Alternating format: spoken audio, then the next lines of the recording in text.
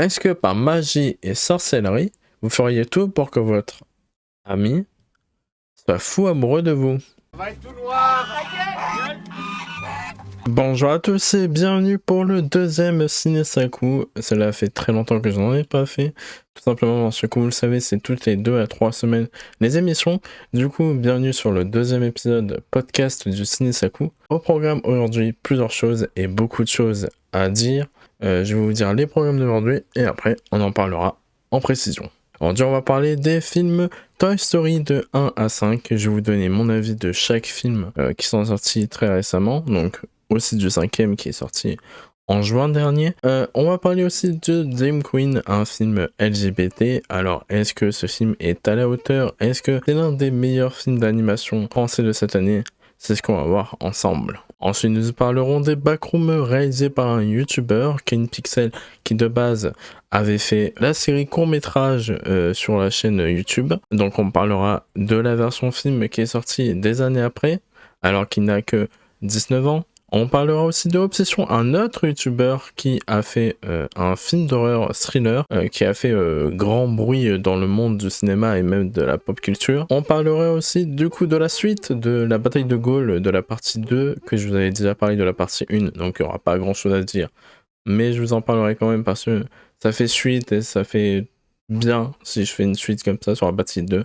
Parce que j'ai des choses à vous dire aussi sur le film, donc on en parlera aussi dessus. On parlera aussi des Minions 3. Est-ce que ce film qui est en mode Inception, est-ce qu'il est aussi bien que les deux autres qui étaient sortis avant? On en parlera bien évidemment. Et dans la deuxième partie, on va parler d'un film d'horreur tiré d'une creepypasta qui est une adaptation au cinéma par Warner Bros. Et réalisée par celui qui a fait Évanoui.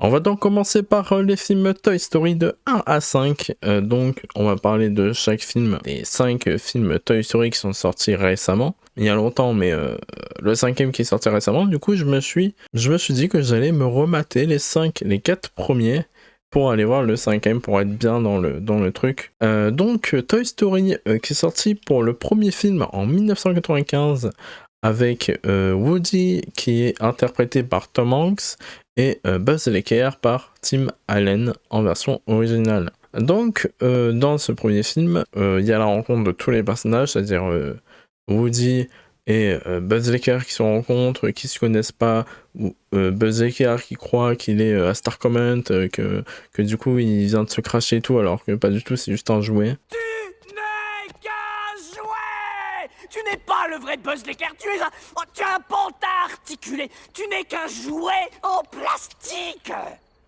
Quel curieux personnage, vraiment déprimant. Le premier film est cool, hein, c'est un classique. Je n'ai rien à dire de plus, à part le jeune là qui est ultra énervant, que t'as envie de leur mettre une pendant tout le film. C'est tellement un méchant gosse qui veut tout exploser, tout que ça explose, tout que ça passe mal et tout. Il veut vraiment que tout se passe mal pendant le film. Et le film est bien par contre.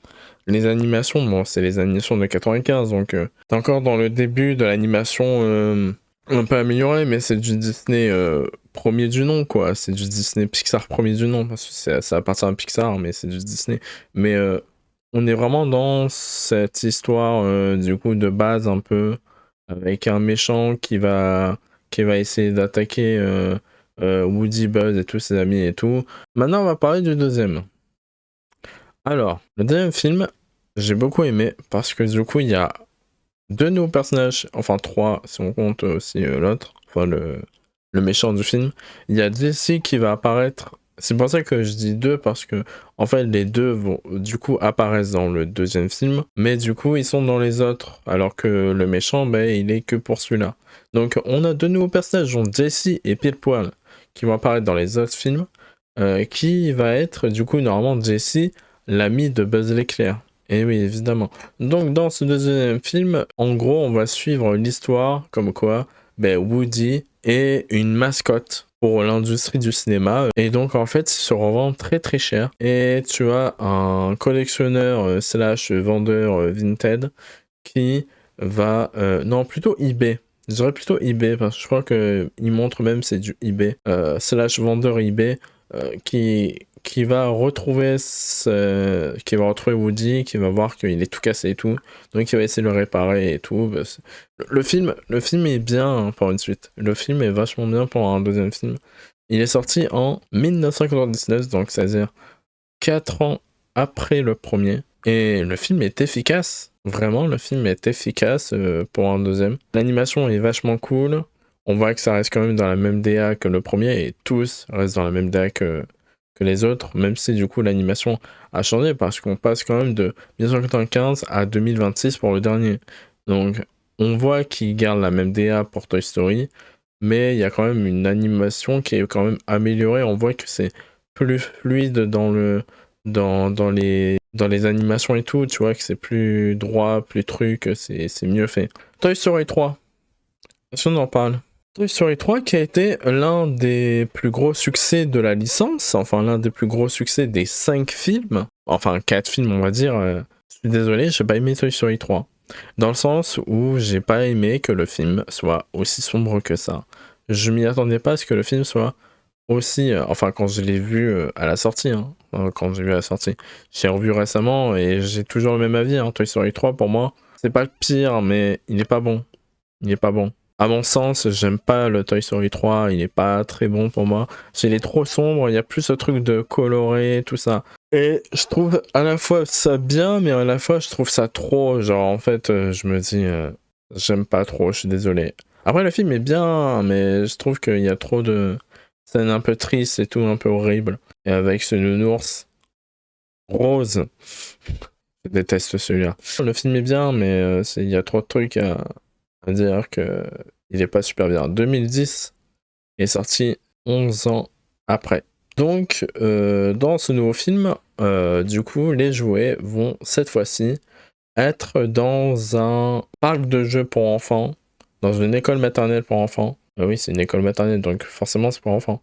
Sauf que du coup, ils vont rencontrer au début des personnes qui vont sembler gentilles et qui, petit à petit, vont mentir et vont être les pires personnes auxquelles tu peux faire confiance. Après, ils ont fait Toy Story 4 en 2019, donc c'est-à-dire 9 ans après le 3. Donc celui-là, je vais même pas en parler vu qu'il a servi à rien. Si je vais vous parler d'un truc. Alors, je vais vous apprendre un truc aussi dans ce podcast cinéma. Saviez-vous que Tom Hanks était un grand fan de machines à écrire? I've tried to foster a community of typewriting. Aux États-Unis, je crois que ça se dit peu, mais en France, on le sait presque pas, et je vais vous l'apprendre du coup ici. Eh bien, sachez que dans Toy Story 4, parce que du coup, comme je vous le répète, Tom Hanks interprète Woody dans le film. Woody en fait, il court pour échapper au pantin. En fait, Woody va tomber sur une machine à écrire. Je sais pas si c'est fait exprès ou pas mais je trouve cette référence incroyable. C'est vrai ou pas? Enfin, si c'est vrai ou pas. Oui, du coup, c'est montré que c'est... Voilà. Mais est-ce que c'est voulu par les développeurs, par tout ce que... Voilà. Est-ce qu'ils savent que Tom Hanks est un grand fan de machines à écrire? Par contre, grand fan de machines à écrire, c'est sûr, parce que même il a fait une appli pour écrire un simulateur de machine à écrire sur téléphone, que j'ai installé et que j'ai essayé. Bon, c'est pas super, mais... Voilà. Donc voilà. Maintenant, vous avez appris un truc, hein. Et vous avez même appris plusieurs trucs, du coup, sur un truc, vous avez appris plus un truc. Donc c'est drôle.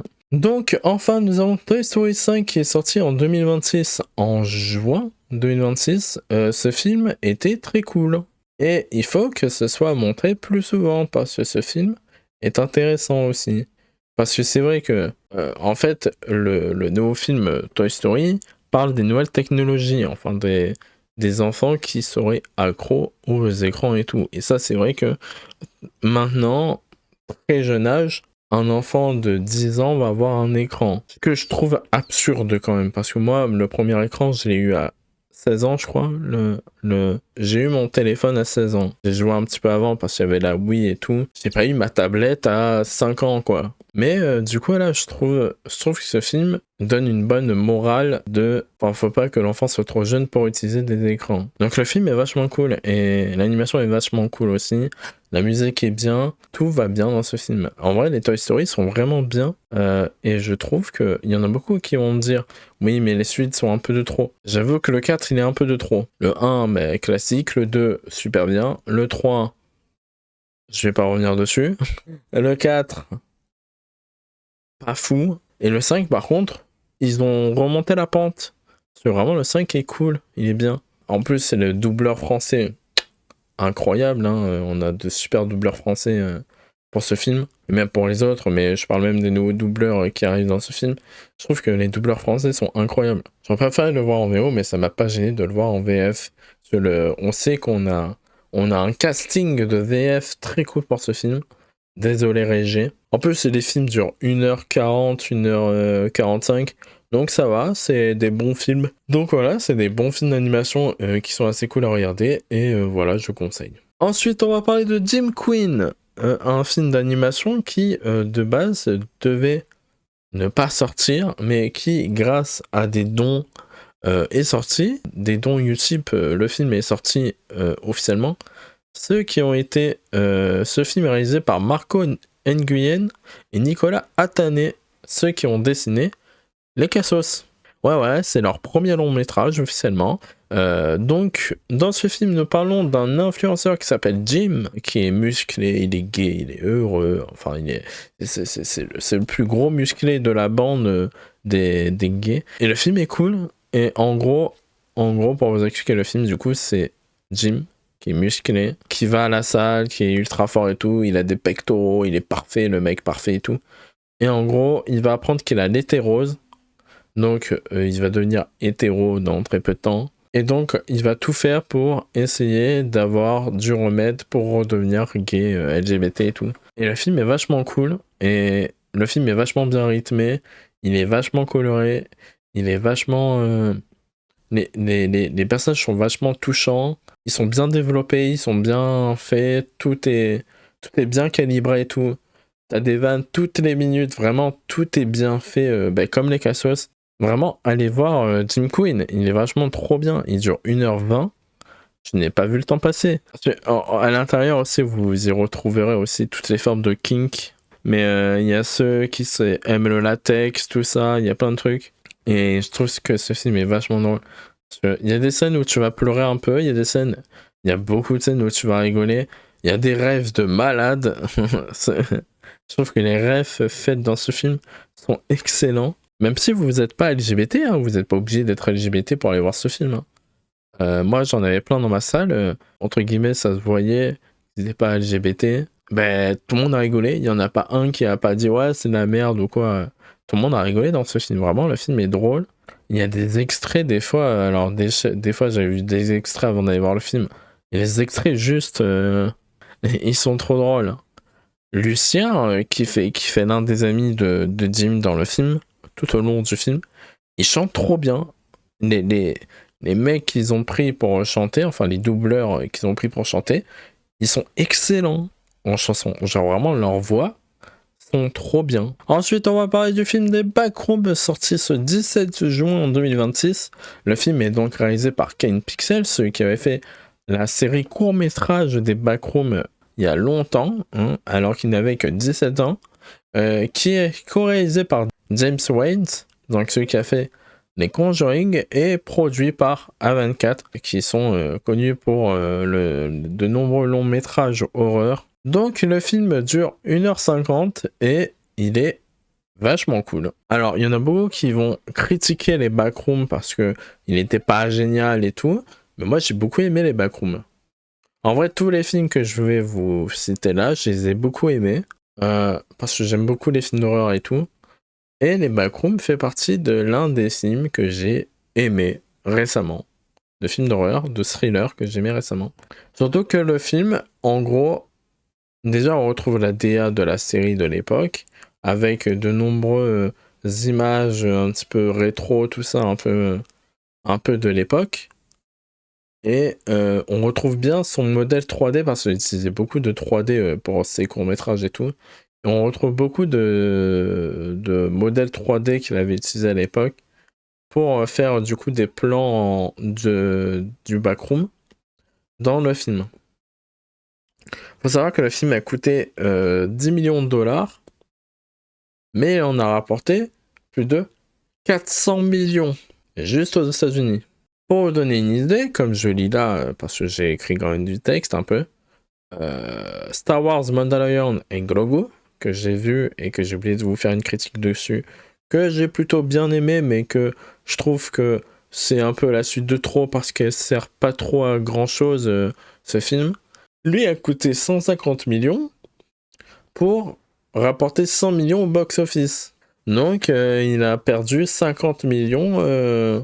Du coup, le film, j'ai oublié de vous donner l'info, mais vous le savez sûrement. Backroom a sorti une version longue le 8 juillet qui s'appelle Backroom Tout doit disparaître, qui est une version en 2 heures 8 minutes, donc 16 minutes de plus, je crois, pour le film.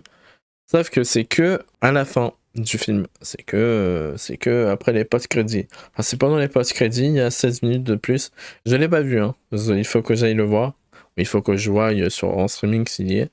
Mais il faut que je le regarde parce que je suis curieux de voir ce qu'ils ont mis dans ces 16 minutes supplémentaires. Donc le film Backroom est pas mal. Donc on y suit un mec qui travaille dans un magasin qui va découvrir un endroit secret, donc les backrooms, dans les sous-sols de son magasin, et qui va un petit peu visiter ce qui s'y passe et tout. Cette fois-ci, les personnages sont pas trop développés, tu les connais un peu, mais sans plus. C'est un petit peu bizarre comme c'est fait. Mais franchement, les effets spéciaux sont bien, ils sont bien travaillés, ils sont bien faits. On ressent bien, comme je vous dis, la patte de Kane Pixel à l'époque. Et le film est vachement bien. On a même prévu un deuxième, je crois. Il a même prévu un deuxième film Backroom. Parce que la fin, il y a t'es un petit peu dans le questionnement à la fin.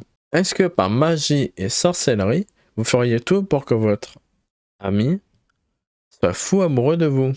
Sorti le 13 mai 2026, Obsession est un film réalisé par Curry Baker.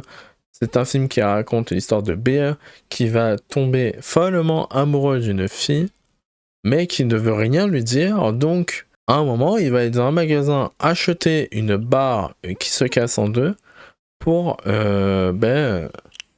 réaliser son rêve, qui est que la fille tombe amoureuse de lui. Sauf que ça va devenir un cauchemar. Donc du coup, le film progressivement va te montrer comment la fille va devenir amoureuse de lui, comment ils vont se rapprocher tous les deux, comment ils vont s'aimer, les galères, les moments un petit peu doux, les moments un petit peu forts, tout ça. Et le film est trop bien. La fille, elle joue trop bien. La meuf un petit peu bizarre, un petit peu méchante, un petit peu... Elle est trop bizarre, cette fille. Elle est trop bizarre. Vraiment, cette fille, tous les moments, t'es un petit peu gêné, en fait. Tous les moments du film, t'es un petit peu gêné. Parce qu'elle te fait des coups en mode « Oh non, oh c'est bête, là. Oh, j'ai fait ça. Oh là là. » Et le mec va toujours s'excuser. Je sais pas combien de... Si je le revois un jour, je vais compter combien de fois il va dire « Désolé » à la fille. Ou que la fille va dire « Désolé ». Faudrait que je compte combien de fois le mec ou la fille dit « Désolé ». Parce que le nombre de fois où ils se le disent entre eux, c'est monumental. Désolé, oh c'est pas grave. Désolé, oh c'est pas grave. Désolé, oh c'est pas grave. Il dure 1h40 le film. Et vraiment, il y a un mot désolé toutes les 2 secondes. Parce qu'en fait, comme Bear ne veut pas que Nikki soit plus avec lui, en fait, il va toujours s'excuser et elle va changer d'humeur du jour au lendemain.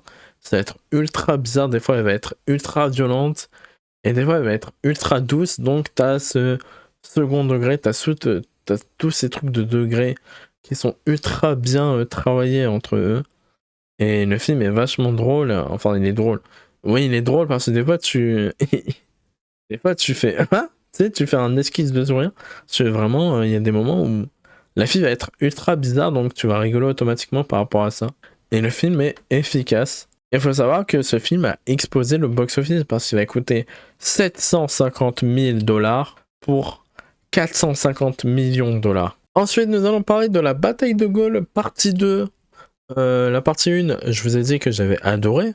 Bah, la partie 2, j'ai encore plus aimé. Vraiment, les effets spéciaux de la partie 2 sont incroyables. Donc, on le sait que du coup, c'est réalisé par, comme je l'avais dit, Antonin Baudry pour les deux parties. Sur les deux films ont coûté 80 millions de dollars, je répète. Et le film est très cool. La deuxième partie est très cool. On a de nouveaux acteurs qui n'y avaient pas dans le premier. Et le film, il dure 2h30. Alors j'étais quand même dans une salle. Alors de base, je voulais le voir en IMAX, mais c'était compliqué parce que j'étais dans une autre ville à ce moment-là. Et donc, comme c'était la semaine, la semaine du cinéma, enfin le jour la fête du cinéma, mais en fait, ma place en deluxe, c'est-à-dire grosse, enfin petite salle, mais avec un gros son, image en 4K et tout, j'ai payé que 10 balles la place à peu près. Donc ça va, j'ai pas payé cher. Donc du coup, ben, j'en ai profité pour aller voir le film comme ça. Et ça m'a plu beaucoup, beaucoup, beaucoup. Vraiment, le film, les effets spéciaux, le son, ça a explosé, c'était incroyable. Tout le film était fou. Allez voir la bataille de Gaulle parce qu'il a fait un flop monumental. C'est pour ça que la partie 2 est sortie plus tôt que prévu. Pour 2 raisons. C'est-à-dire que la partie 1 a flop comme pas possible, elle a pas marché. Et en fait, si vous voulez mettre la partie 2 pendant la fête du cinéma, comme ça les mecs peuvent voir les deux parties à la suite, entre guillemets, et ça ne leur coûte que 10 € du coup les deux films. Enfin, 5 € le film, donc 10 € les deux. Donc ça va, je trouve qu'il fallait en profiter. Bon, maintenant c'est terminé, c'est entre le 27 ou le 28, le 27 juillet, le 27 juin, c'était entre le 27 juin et le 2 juillet, donc maintenant c'est terminé. Et sinon, non, le film était vachement cool, les effets spéciaux, tout le son, tout le sound design. Ensuite, on va parler des Minions 3. Sachez que les Minions 3, j'aime beaucoup Illumination, j'aime beaucoup Ma Moche et Méchant et les Mignons, mais celui-là, c'est le pire des 3 pour moi. J'ai beaucoup aimé le truc de ouais, on va faire un film qui va parler du cinéma de l'époque et tout. J'ai beaucoup aimé cet aspect-là. Mais le film est trop vendeur. C'est-à-dire que le film a trop fait la promo de « Hey les gars, je vais vous apprendre un truc aujourd'hui en même temps. Hey les gars, on est la plus grosse entreprise de cinéma qui a fait le plus gros chiffre au box-office. Spoiler, 8 milliards de dollars pour tout le truc, pour tout le studio Moche et Méchant, les Mignons et tout. Ils ont fait 8 milliards de dollars au box-office en tout, ce qui est énorme et ce qui est le plus gros dans tout le cinéma du monde. Ils ont fait 8 milliards. Et donc en fait, ils se sont appuyés sur ça. En mode vraiment, pendant tout le film, ils font la promo de « Hey les gars, on est la plus grosse entreprise, tout ça. Donc venez, on fait un film sur ça. » Et je trouve ça débile. Le film est drôle, mais je trouve ça débile. Et en gros, le pitch du film, c'est vraiment... Alors, le film s'appelle Les Mignons et des Monstres. Eh ben, devinez quoi? Le film, c'est sur quoi? C'est sur eux-mêmes qui vont tourner Les Mignons et les Monstres. Quand je vous dis qu'ils n'ont plus d'idées de scénario, c'est que je mens pas. C'est du Inception, le truc. Le film est ok, ça reste dans la même DA que les autres, mais sinon, au niveau scénario, c'est rien. Il n'y a rien. Il n'y a rien de concret, il n'y a rien de truc. C'est juste, vraiment, ils vont tourner le film qu'on est en train de voir. Ah là, pour briser le 4e mur, ils ont réussi. Hein. Même le 10e mur, si vous voulez, mais vraiment... Après, je l'ai vu à la suite de Backroom parce que je me suis dit, comme il fait chaud en ce moment, il fait extrêmement chaud, c'est pour ça que j'ai moins envie de tourner en ce moment, parce qu'avec la chaleur, ça aide pas. Mais il fait tellement chaud que je suis resté dans 2 salles. J'ai fait 2 films à la suite, j'ai fait les Backrooms que je vous ai parlé tout à l'heure, et les Mignons 3 à la suite, je me suis dit, bon, tant qu'on y est, on fait les 2. Et donc voilà. Les Mignons 3, j'ai pas grand chose à dire, à part le film était nul. Il était pas fou. C'était trop tiré sur la promotion de leur licence et j'ai pas aimé. Et enfin, la dernière information qui est très courte parce qu'on n'a pas beaucoup d'infos pour le moment. Il va y avoir une adaptation au cinéma de Cyan Head, donc ce personnage monstre de Creepypasta qui va être réadapté au cinéma. qui de base avait été créé par Trevor Henderson, et la réalisation du film qui sera fait par Zach Cregger, donc celui qui a fait Weapons, donc évanoui. Donc on n'a pas de date pour le moment. Je ne connais pas trop l'histoire de Siren Head, même pas le dire en fait, de ce monstre un petit peu mythologique, enfin ce monstre un petit peu bizarre, que tout le monde parle et tout. Donc on verra ce que ça donne. Je n'ai pas trop d'infos dessus, on a juste une info que voilà, Warner Bros est détenteur des droits de la créature. C'est tout ce qu'on a pour le moment. Merci à tous d'avoir suivi cette vidéo, j'espère que ça vous a plu. On se retrouve bien dans 2 semaines pour une nouvelle, pour un nouveau Saku Ciné, la 3e émission de Saku Ciné. Et je peux déjà vous prévenir que prochainement, il y aura un hors-série de Saku Ciné qui sortira très prochainement sur le réalisateur de génie français Quentin Dupieux, accompagné d'un ami à moi. Voilà, je vous donne cette petite info qui sortira prochainement. Qu'il faut qu'on tourne et tout, il faut qu'on travaille dessus et tout, mais ça sortira, ne vous inquiétez pas. Merci à tous d'avoir suivi cette vidéo, c'était Saku Ciné. Bisous à tous.